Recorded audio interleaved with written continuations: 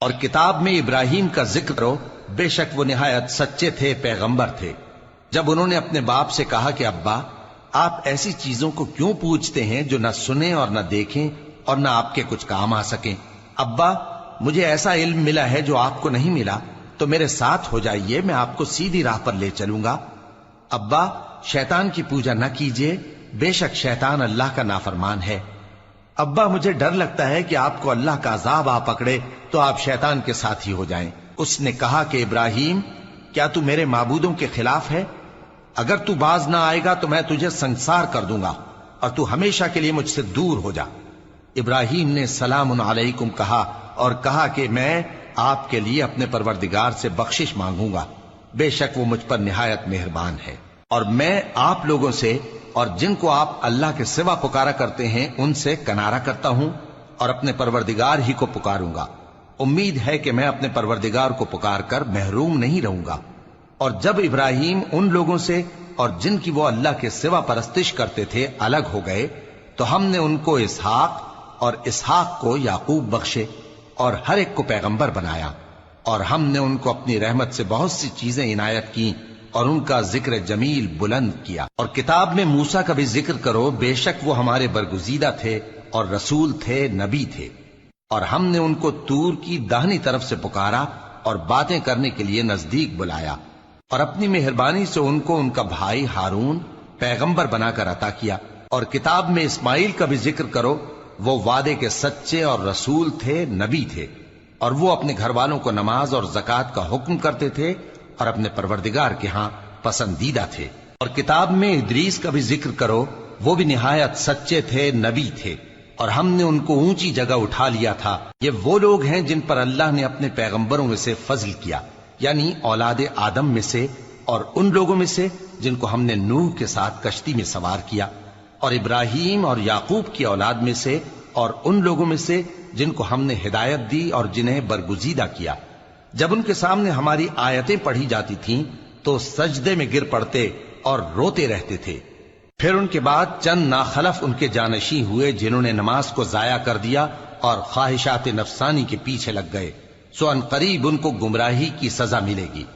ہاں، جس نے توبہ کی اور ایمان لایا اور عمل نیک کیے تو ایسے لوگ بہشت میں داخل ہوں گے اور ان کا ذرا نقصان نہ کیا جائے گا، یعنی ہمیشہ کی بہشتوں میں جس کا اللہ نے اپنے بندوں سے وعدہ کیا ہے کہ جو ان کی آنکھوں سے پوشیدہ ہے۔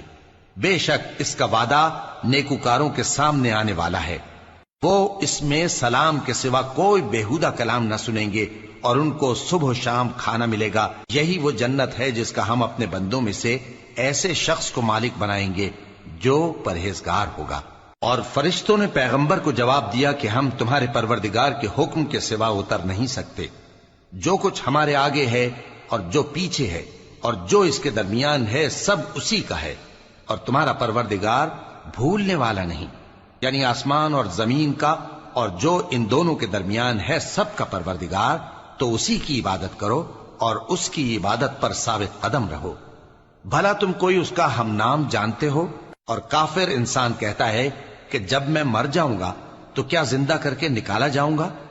کیا ایسا انسان یاد نہیں کرتا کہ ہم نے اس کو پہلے بھی تو پیدا کیا تھا جبکہ وہ کچھ بھی چیز نہ تھا؟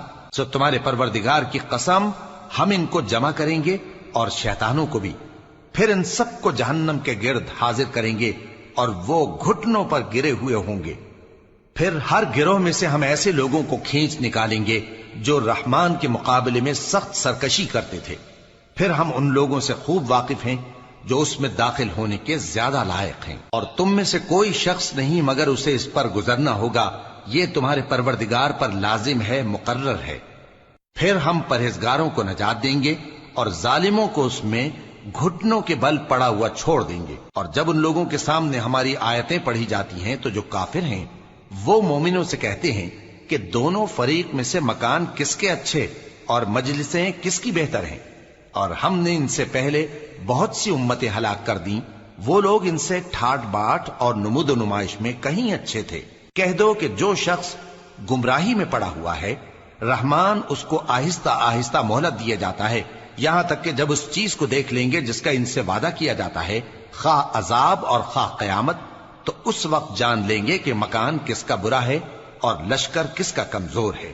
اور جو لوگ ہدایت یاب ہیں اللہ ان کو زیادہ ہدایت دیتا ہے، اور نیکیاں جو باقی رہنے والی ہیں وہ تمہارے پروردگار کے ہاں صلے کے لحاظ سے خوب اور انجام کے اعتبار سے بہتر ہیں۔ بھلا تم نے اس شخص کو دیکھا جس نے ہماری آیتوں سے کفر کیا اور کہنے لگا کہ اگر میں اثر نو زندہ ہوا بھی تو یہی مال اور اولاد مجھے وہاں ملے گا؟ کیا اس نے غیب کی خبر پالی ہے یا اللہ کے یہاں سے عہد لے لیا ہے؟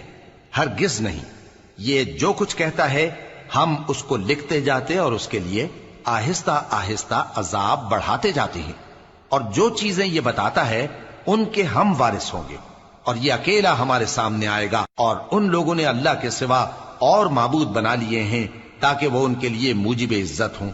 ہرگز نہیں، وہ معبود ان کی پرستش سے انکار کریں گے اور ان کے دشمن و مخالف ہوں گے۔ کیا تم نے نہیں دیکھا کہ ہم نے شیطانوں کو کافروں پر چھوڑ رکھا ہے کہ وہ ان کو خوب اکساتے رہتے ہیں؟ تو تم ان پر عذاب کے لیے جلدی نہ کرو کہ ہم تو ان کے لیے دن شمار کر رہے ہیں۔ جس روز ہم پرہیزگاروں کو رحمان کے سامنے بطور مہمان جمع کریں گے اور گناہگاروں کو دوزخ کی طرف پیاسے ہانک لے جائیں گے، تو لوگ کسی کی سفارش کا اختیار نہ رکھیں گے مگر جس نے رحمان سے اقرار لے لیا ہو۔ اور کہتے ہیں کہ رحمان بیٹا رکھتا ہے۔ ایسا کہنے والوں، یہ تو تم بری بات زبان پر لاتے ہو۔ قریب ہے کہ اس جھوٹ سے آسمان پھٹ پڑے اور زمین شق ہو جائے اور پہاڑ پارا پارا ہو کر گر پڑیں کہ انہوں نے رحمان کے لیے بیٹا تجویز کیا، اور رحمان کو شایع نہیں کہ کسی کو بیٹا بنائے۔ ہر شخص جو آسمانوں اور زمین میں ہے رحمان کے روبرو بطور بندہ ہی آئے گا۔ اس نے ان سب کو اپنے علم سے گھیر رکھا اور ایک ایک کو شمار کر رکھا ہے، اور یہ سب قیامت کے دن اس کے سامنے اکیلے اکیلے حاضر ہوں گے۔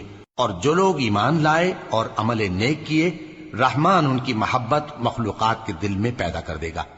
اے پیغمبر صلی اللہ علیہ وآلہ وسلم، ہم نے یہ قرآن تمہاری زبان میں آسان بنا کر نازل کیا ہے تاکہ تم اس سے پرہیزگاروں کو خوشخبری پہنچا دو اور جھگڑالوؤں کو ڈر سنا دو۔ اور ہم نے ان سے پہلے بہت سے گروہوں کو ہلاک کر دیا ہے۔ بھلا تم ان میں سے کسی کو دیکھتے ہو یا کہیں ان کی بھنک سنتے ہو؟